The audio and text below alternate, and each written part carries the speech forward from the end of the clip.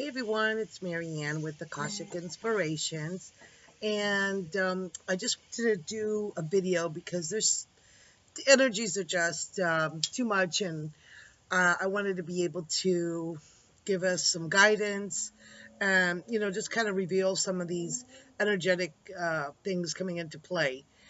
All right, so over the next few days, on the 19th and 20th, we're going to be going into the new moon. The new moon is also going to be bringing in a solar eclipse during the day.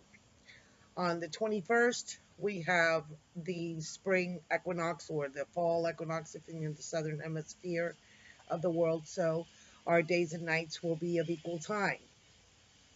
And this is going to be one of the last Pluto Uranus squares that are exact.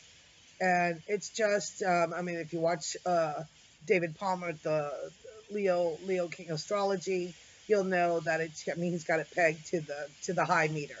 You watch Tom Lesher. I mean, he's just going crazy with the energies too. So it's important for us to realize that this is like a final huge push at the end of all of these squares that we've been going through with Pluto and Uranus. And Saturn now is in retrograde.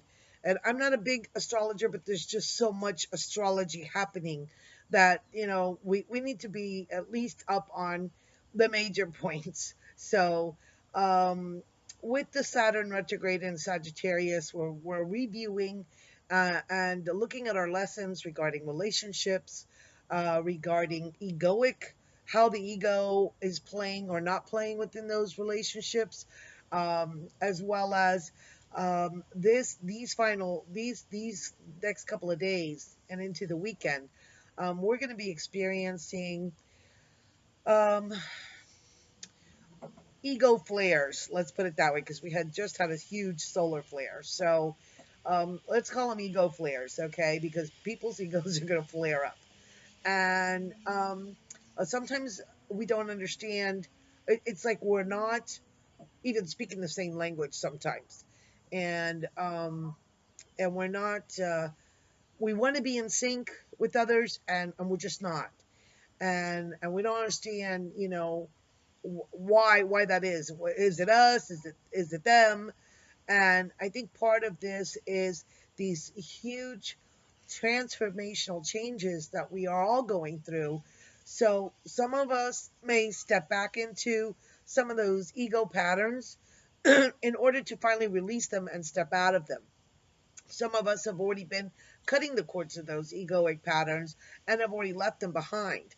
And so we just have to remember to have patience, not only with ourselves, but with others, and know that they are the place that they need to be, and understand that we are all in a process of uh, huge development.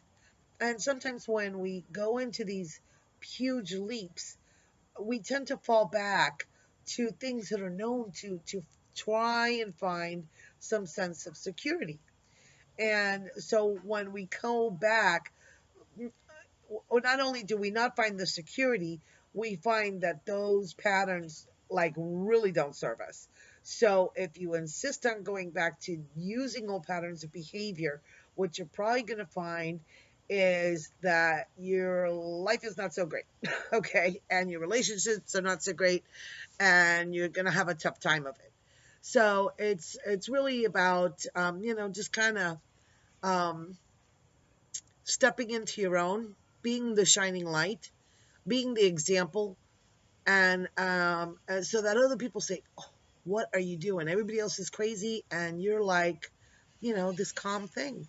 So by being the example to others, then they're going to ask you, "What is it that you did? What did you do?" Well, I grounded. That's a great thing right now, being really grounded. So as deep as you can into the core of Mother Earth, really work on a daily basis your connection to spirit, your higher source, your connection to your inner wisdom and your inner light, and just go with what it is that you feel is right for you. Um, so with that said, I wanted to also thank everybody who participated with us in our Soul Retrieval Google Hangout. I mean, we hadn't done one in such a long time, and we're really sorry that Debbie couldn't get on to the Google Hangout. We had troubles trying to get her on. Somehow I ejected her, and then I couldn't get her back in. So, you know, things happen for a reason, but we were able to have her on the phone. So the energies were just amazing. The participants have given us such beautiful feedback and comments. They were really happy with it. The candle ceremony was really gorgeous. So check out Glammy Witch's YouTube. You could, you know, check up on the candle ceremony that she did there. We've also decided to keep that as a permanent feature of my website. So if you want your own personal reading, soul retrieval, we will do that for you. It's Ron Schaefer, who is also an Akashic reader, myself, and Debbie, who is Glammy Witch. And what we do is we review some of the past lives by going into the Akashics to see what really has bearing on your life right now, and then work on helping you heal that and kind of getting soul contracts or any cords that are holding you from going forward. And, you know, we constantly work with you. Debbie will do a mini reading for you as well with the tarot and the oracle cards. So you really get, you know, quite an awesome healing and readings in the meantime. All right, so we're getting up there. So I'm going to use Diana Cooper's Atlantis cards. I just to use that as kind of a guide for the overall theme of these next few days and into the weekend. So let's see if I can get one to just pop out. Oh, okay, I'm going to take this one. Ah, perfect. Cooperation. All right, so that is this other end of this egoic thing is working in tandem, working in cooperation. And the card says, in the golden times of Atlantis, everyone cooperated selflessly for the highest good, with the benefit that they all felt safe and nurtured. The people also pooled everything, their produce, gifts, skills, and work.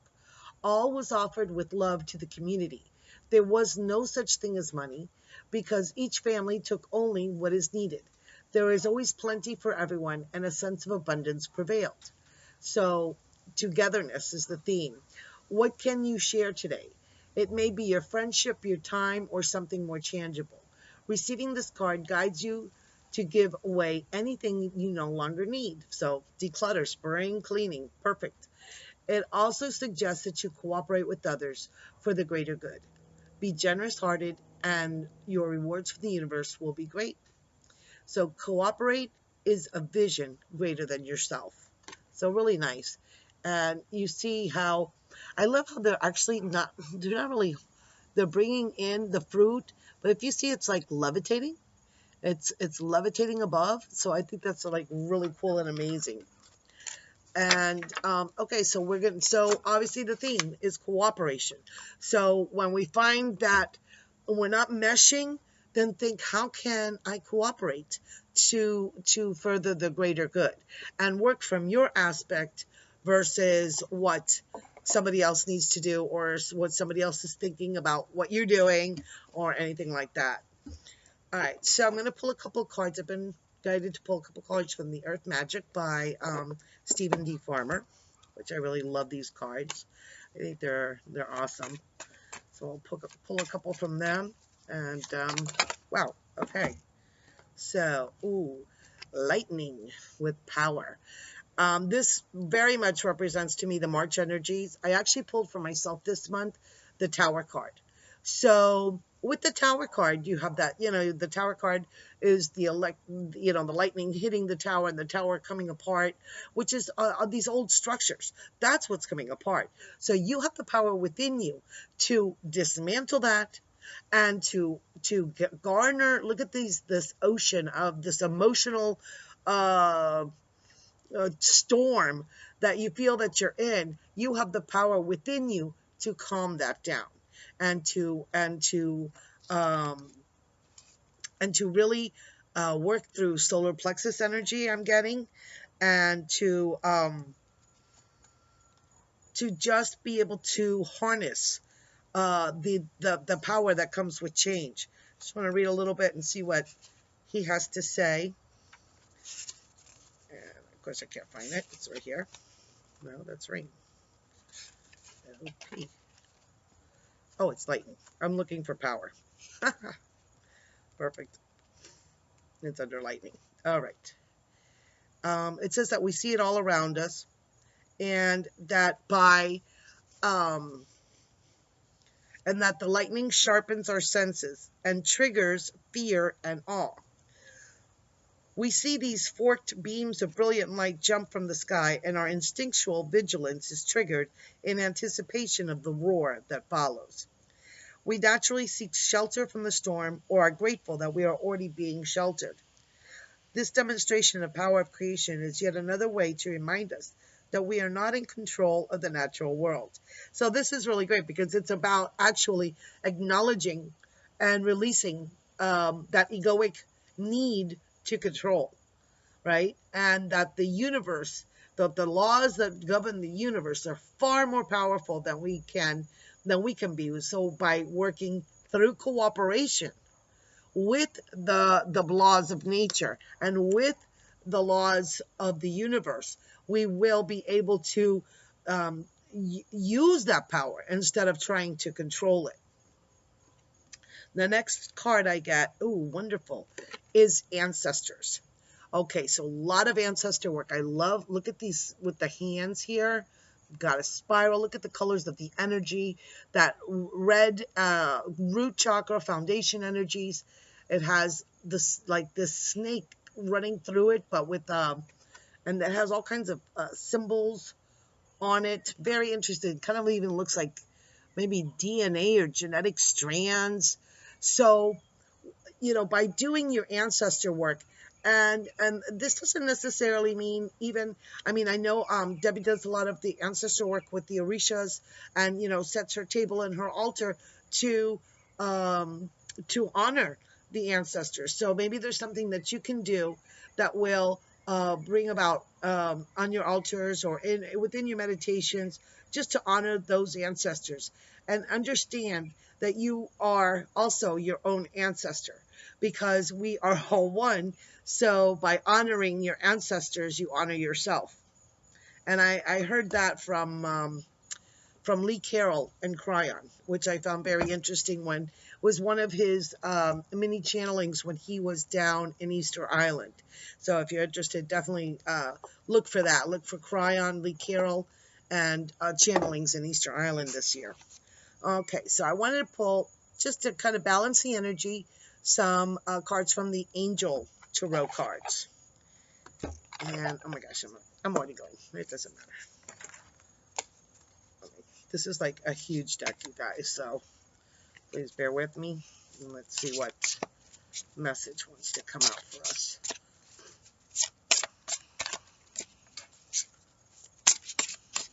Oh, okay. Oh, wonderful. The High Priestess, so perfect on these new moon energies. Normally the High Priestess is shown between a black pillar and a white pillar, and being the balance with the scroll in her hands. Here she's this illuminated being with these rainbow energies behind her, and here she's got the open book. So that, to me, of course, designates, you know, your book of life, your Akashic records. And it says, listen to your intuition, have patience, consider carefully what you want before acting. So this is a really good time to bring in your focus, okay? Bring in your focus and set your intentions with the new moon energies to what you're going to be seeding now in April during the blood full moon, which is one of the most powerful blood full moons to bring something to culmination. So what you start now will be super important for you as we go forward. As we go forward into Aries, and we're ending with Pisces now. So we're ending the year and going and starting in Aries, which is all about fiery passion and yourself. So excellent, excellent time right now to do that intention setting now with the new moon energies. Okay. I don't want to seem to want to come up. Oop. I'll just pull this one. And it's called, it's the Five of Fire. Competing goals, bothersome details, conflict with others. So here we get that message, but these cards are so beautiful. You don't even see the, the harshness of the message, because look at these beautiful crystals, but look how they're united, okay? They are united, even though each and every single one is unique and different and beautiful in and of itself, but they are joined here in the middle. So again, the theme of cooperation, of individualistic differences, but having that connection, that soul connection, which brings us in unity and cooperation. We are part of this whole, and so we need to learn to really cooperate and really be accepting of the differences that other people may have from us, and say that it's okay for us to be different also from others, and stand in your truth and not allow others to want to make you conform.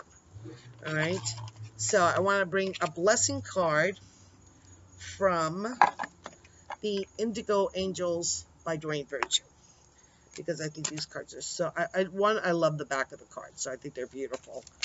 And so we'll see what the blessing is that'll be coming in with this new moon energy. And it's going to give us time. It's telling us it's time to create. So that's the blessing. Creating what we want. If you what is around you, what you're seeing is not what you want. You are the creator of your universe. You are the leading edge creator.